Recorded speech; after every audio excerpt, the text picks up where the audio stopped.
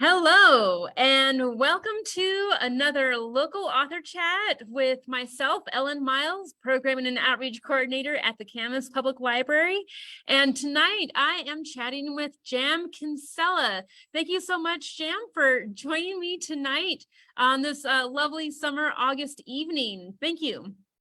Thank you very much for having me. It's my pleasure to join. Absolutely. Great.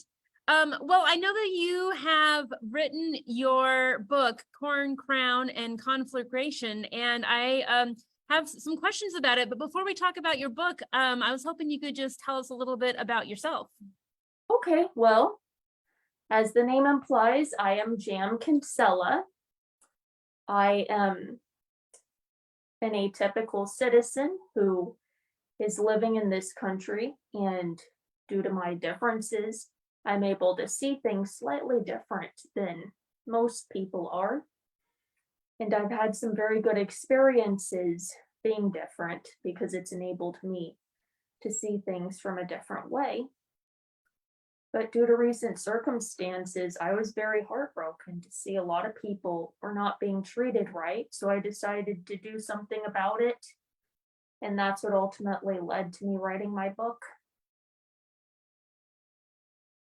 Yeah, and do you live in Camas or near Camas? Remind me. I live near Camas, but I've frequented your beautiful library, write my book quite a few times. And I do have to say, Camas Public Library is a very nice historic library. If you go there, you will be happy you went. Oh, thank you. Thank you. I like coming here. I like it so much that I come here every day. But enough about that. All right.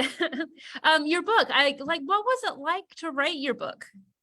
It was a bit of a marathon and a sprint at the same time. It took me about 2.5 years to make it my book.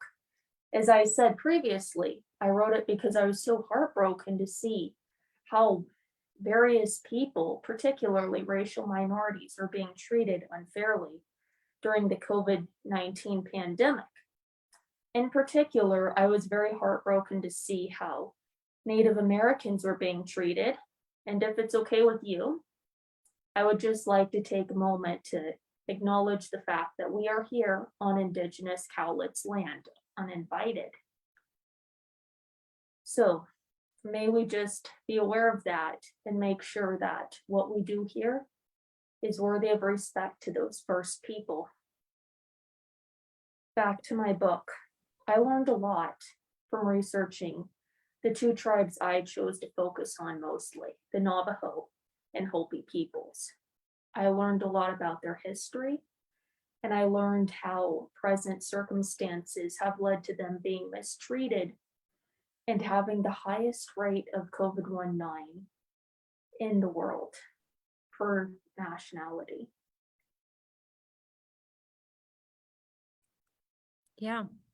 Yeah, Well, once you've written your book, how did it get published? that was a bit of a journey in and of itself. So before I published my book, I wanted to do something else to make sure that I was being as respectful as possible. And here's a tip I will give to all authors.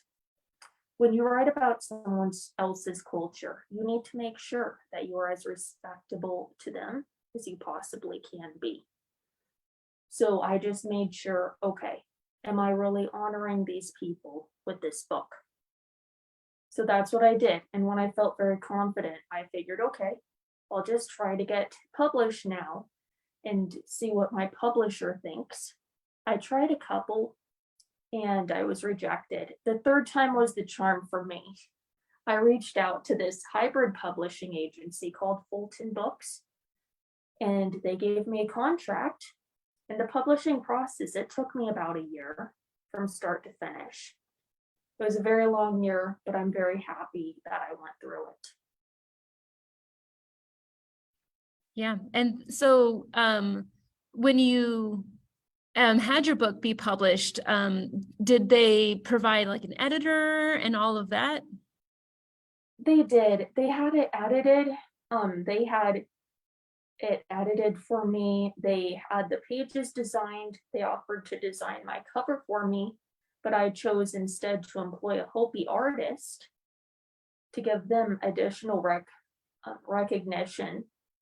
And so thankfully that was done, but it was challenging because you see, it was being published when the supply chain was very slow. So it took a very long time for it to be edited, for edits to be returned to me, for pages to be designed. Everything just took so long to do. And it was very hard to just keep patient and positive while waiting. I bet. Yeah, I bet. Was there anything that surprised you during the whole publication process? To be honest, the fact that publication for me was actually the most challenging just because you need to be so positive, yet at the same time, it's so stressful having your work out there and just waiting on all these people who do good at editing, who do good at designing, and who are business savvy, but it's still stressful to be waiting on them to finish their job so that you can move on to your next job regarding the book. Yeah, that makes sense. Yeah. Is there a piece of advice you would give to aspiring authors?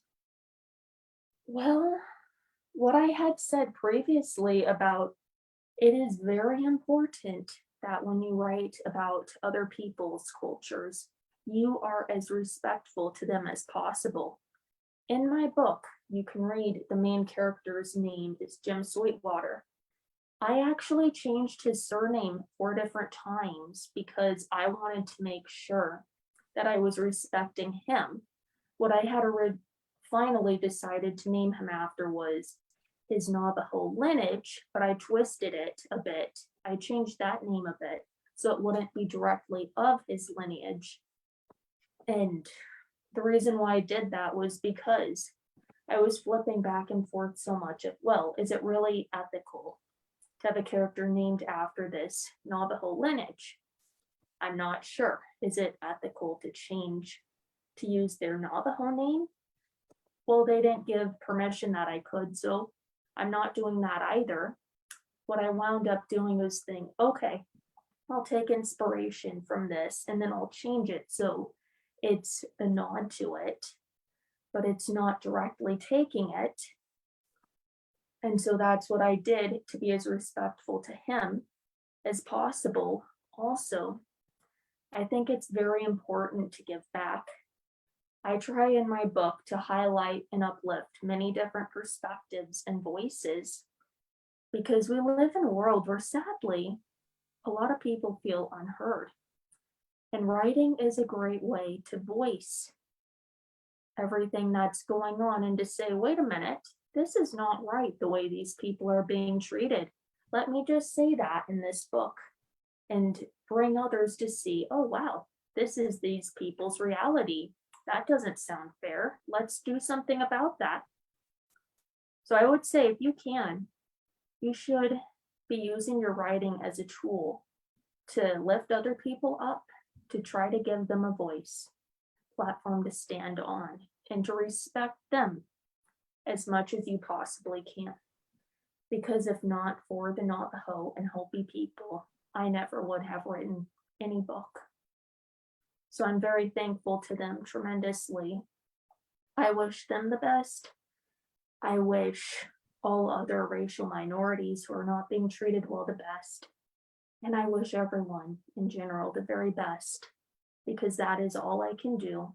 And I will try my hardest to do that with everything I write. Mm-hmm. Do you have a favorite book that's a personal favorite of yours that you would recommend for people to read? Well, let's see here.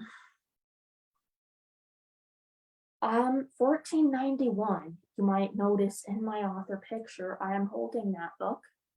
I would say that is a must read for everyone who is living here on Indigenous land, everywhere. Because it will help you realize all that they are capable of doing. And for me, it was just a very big eye-opening book, which actually got the ball rolling for me to want to learn so much more about these incredible people. And thanks to the author of 1491, Charles C. Mann, my interest took me to learning about the Navajo and Hopi in this pandemic specifically. Mhm. Well, I'll see if I can find that in the library catalog and link it in the notes to our YouTube video for that book. I have a couple questions from the audience, if you don't mind taking them. Julie from Camus asks, is it hard to decide between writing fiction or nonfiction? For me, that's a good question. For me, I like to add in a bit of both because I do have a good anthropology section in my book, which is nonfiction, but then I like to have fictitious events happen so it has a happy ending at the end of the book. Was it hard for you to decide like how to make each one weave in? You know, I just listened to those people and thought about, now what do they want? How can I make this work out for them? So at least, despite whatever happens in this world, they can read my book and have the ending they want right in their palms. Mm-hmm. Mm-hmm. Well, Sam from Washougal asks, how did you come up with the title? Oh, thank you for asking that. So that actually took a while. I didn't have a title until after I wrote my first draft. And what I was doing is I was actually just experimenting with words.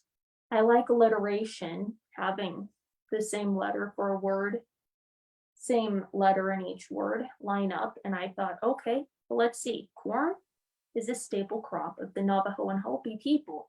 Crown, throughout my book, I refer to the coronavirus pandemic as the crown virus. So that's a good one. And crown also, as I write about in my book, alludes to royalty and prestige. And then conflagration is a very good word I really like because what happens in my book is a really big conflagration, which purifies this land of all things that are considered evil to the Navajo and Hopi people. And so that just strung it together very well. I just loved how those words lined up for me. That's great. Yeah. Well, how can people find you and your book? Thank you for asking. My book is on Amazon, Barnes & Noble, Google Play, and iTunes. But you can also find me on Instagram. I'm author J.A.M who can. You can also find me on Facebook, just as J.A.M Kinsella, my name. Great, great. And I'll provide links to those in the YouTube description as well, so people can find you. Thank you. Did you want to read an excerpt from your book this evening? Well, how about I end it with a quote from my book? That would be great. Okay, so in the epilogue, I write, "Let us go forward with kindness." I write that because it is something we are all capable of doing, regardless of how much money we have, what our race is, gender is, identity is, ethnicity is. And in a world where so many people are doing so many unkind things, I think it's very important to do something kind because it is my hope that in doing so, we'll start to get things changing for the better by inspiring the receivers of kind actions to reciprocate them. That's lovely. Yeah, that's lovely. That is a good note to end on. So I have nothing to say that can top that. So J.A.M, thank you again so much for joining me this evening to chat about your book and your work. And I hope you enjoy the rest of your evening. And I'll see you around at the library probably. Yes, absolutely. Thank you very much for hosting me. And thank you everyone who tuned in to listen. All right. Good night. Good night.